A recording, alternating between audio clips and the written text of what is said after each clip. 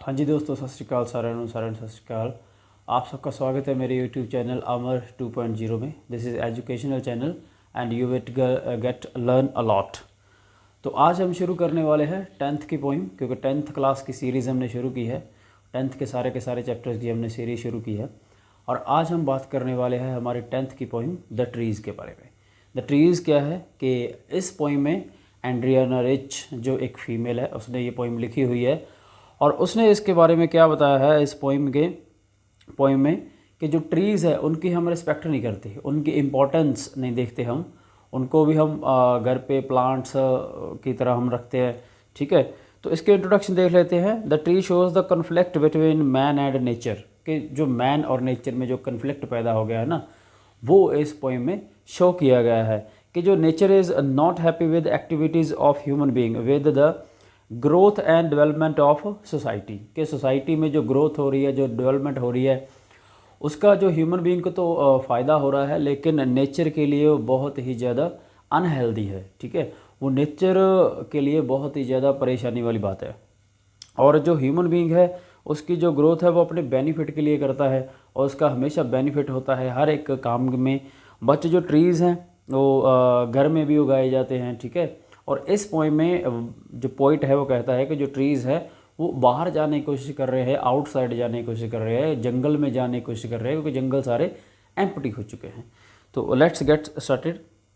तो अब हम एक्सप्लेनेशन की बात करेंगे। The first line of the poem is the trees inside are moving out into the forest. Trees inside means घर के जो अंदर हमारे ट्रीज़ हैं वो मूव कर रहे हैं आउटसाइड इनटू द फॉरेस्ट में जाने के लिए, क्योंकि वो वहाँ पे ही उनकी प्लेस, वो हैबिटेट प्लेस है उनकी, तो वहाँ पे जाने के लिए वो कोशिश कर रहे हैं।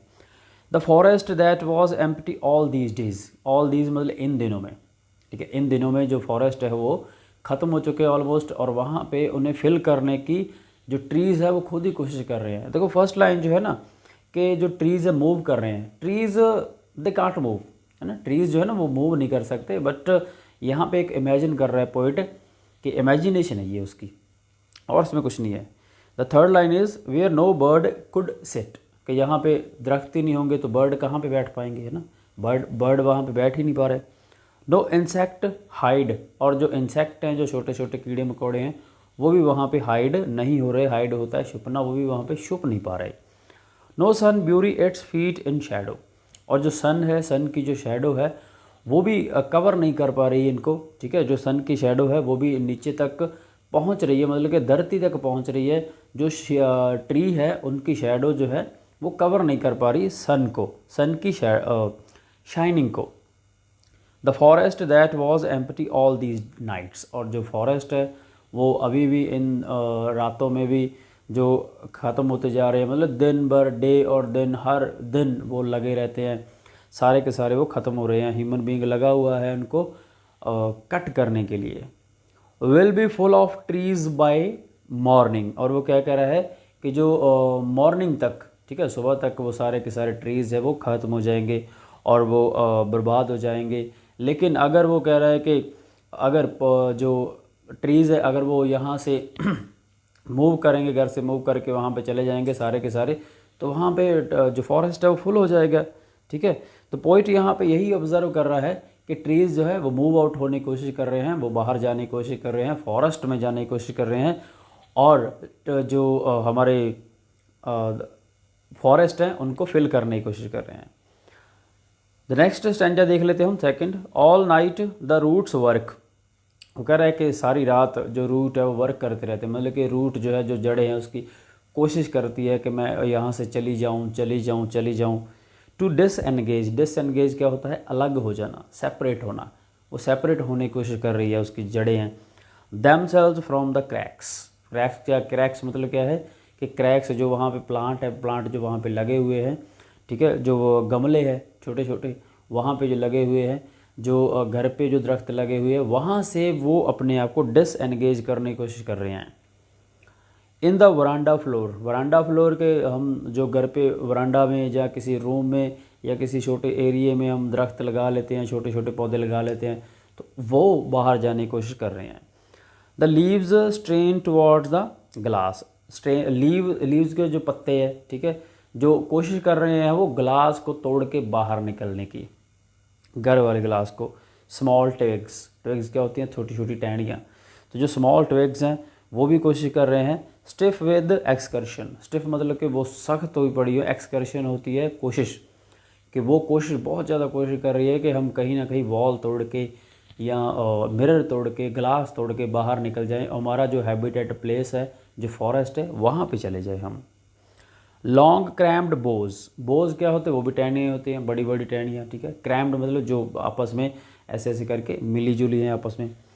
शफलिंग अंडर द रूफ, वो अंडर द रूफ मतलब कि नीचे रूफ के वो शफल कर रही है, क्यों, क्योंकि उनको बाहर ऐसे निकलने के लिए उसकी जो बोझ है वो तो प्लेस उनको मिल नहीं रही, जगह उनके लिए सफिशेंट नहीं है, तो वो अंदर ही अंदर अंदर ही अंदर ऐसे ऐसे करके वो अपनी बोझ जो है तो फैला रही है, जो बहुत ज़्यादा डिफ़िकल्ट है एक ट्री के लिए। ट्री मतलब वहाँ पे अच्छी सांस नहीं ले पा रहा, ठीक है, बड़ा ज़्यादा दुखी है वहाँ पे।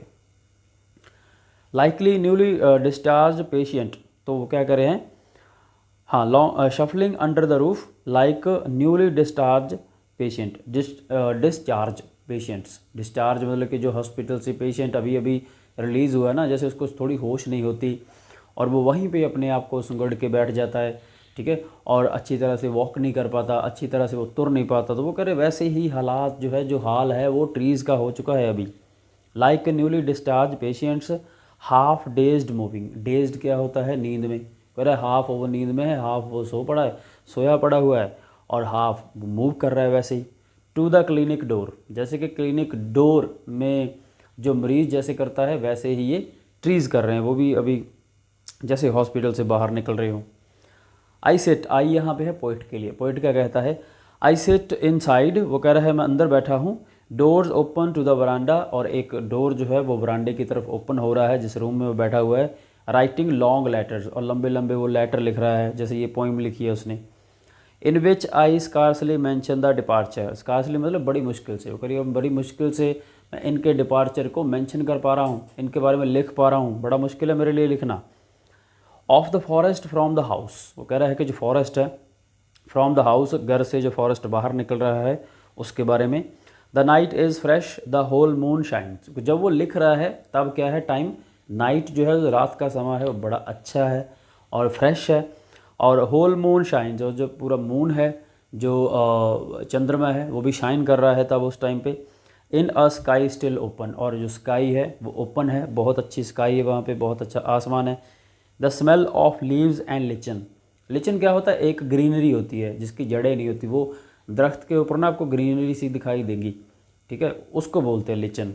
वो कह रहा है कि जो स्मेल है, जो फ्रेगरेंस है, जो अच्छी स्मेल है लीव्स की और लिचन की, still reaches like a voice into the rooms, वो भी मेरे रूम तक आ रही है अभी, मतलब कि जो यहाँ पे वो नेचर की प्रेज़ कर रहा है, कि जो नेचर की जो प्रेज़ कर रहा है वो, कि नेचर की जो स्मेल है, जो दरख्तों की, जो लिचन की लीव्स की, वो मेरे तक आ रही है। That is very very very nice. Then last stanza देख लेते हैं हम, क्या कहता है वो। My head is full of whispers, whispers क्या होते हैं, बातें करना, जैसे बातें करते हैं ना, हाँ क्या हो गया, कैसे हो गया, ये बच्चे बातें करते हैं क्लास में, है ना, कि टीचर को पता ना चल जाए, that is whispering. My head is full of whisper, वो कह रहा है कि मेरा जो हेड है, मेरा जो सर है, मेरा जो दिमाग है, वहाँ पे काफ़ी सारे थॉट आ रहे हैं, विस्पर कर रहा है, मैं क्या करूँ, कैसे करूँ। विच टमोरो विल बी साइलेंट, कह रहा है कि शायद आज ही वो थॉट आ रहे हैं, कल नहीं आएंगे, कल साइलेंट हो जाएंगे, चुपचाप मैं बैठ जाऊँगा। लिसन, सुनो, द ग्लास इज़ ब्रेकिंग, वो कह रहा है जो ग्लास है वो ब्रेक कर रहा है, टूट रहा है, किसकी वजह से, क्यों, क्योंकि जो ट्रीज़ हैं वो बाहर जाना चाहते हैं, घर से फॉरेस्ट में जाना चाहते हैं। The trees are stumbling forward, stumbling forward मतलब ट्रीज़ आगे बढ़ रहे हैं, मूव कर रहे हैं। इनटू द नाइट, नाइट में, रात के समय में। Winds rush to meet them, और जो विंड है बाहर, जो हवा चल रही है, वो उनको मिलने के लिए तरस रही है, मतलब कि विंड जो है वो ट्रीज़ को मिलने के लिए तरस रही है। The moon is broken like a mirror, तो देखो पहले स्टैंडर्ड में उसने क्या किया था, the whole moon was shine, कि पहले मून शाइन कर रहा था, अब क्या है, the moon is broken like a mirror, कि जो मून है वो मिरर की तरह टूट चुका है, वो भी चाहता है कि वो वहाँ पे आए और उनको देखे। Its pieces flash now in the crown, वो कह रहा है कि इसके जो पीसीज हैं वो धरती पे बिखर चुके हैं क्राउन की तरह। क्यों? क्योंकि जो दरख्त है अगर वो बाहर जाएगा तो जो उसकी शाइनिंग है, शाइनिंग ऑफ द मून पड़ेगी, तो उसकी जो नीचे शेडो है वो छोटे छोटे पत्तों में, छोटे छोटे टुकड़ों में फैल जाएगी। वो कह रहा है ऐसे ही हो रहा है उसके साथ, अगर ट्रीज़ बाहर जाएंगे तो मून के साथ ऐसा एक्सपीरियंस होगा। ऑफ द टॉलेस्ट ओक, वो कह रहा है जो ओक एक ट्री है तो वहाँ पे भी वैसे ही होता है। ठीक है, तो ये थी दोस्तों हमारी पोइम। ठीक है, इसके मैं आपको वर्ड मीनिंग्स, समरी और एक्सप्लेनेशन सारी की सारी, ठीक है, इंट्रोडक्शन, वो मैं आपको डिस्क्रिप्शन में दे दूंगा और आपने वो अपनी नोटबुक पे लिख लेनी है ताकि वो आपको हेल्प करे जब आपने फाइनल एग्ज़ाम देना है। ठीक है, तो लास्ट पे ना मेरा एक क्वेश्चन है आपसे, तो उसका जो आंसर है वो आप मुझे कमेंट में करो। ये जो पोइम है, पोइम से आपने क्या सीखा और पोइम का जो मेन थीम है, जो आइडिया है वो है क्या? वैसे मैंने पूरी पोइम में बताया हुआ है, लेकिन आपने थीम आइडिया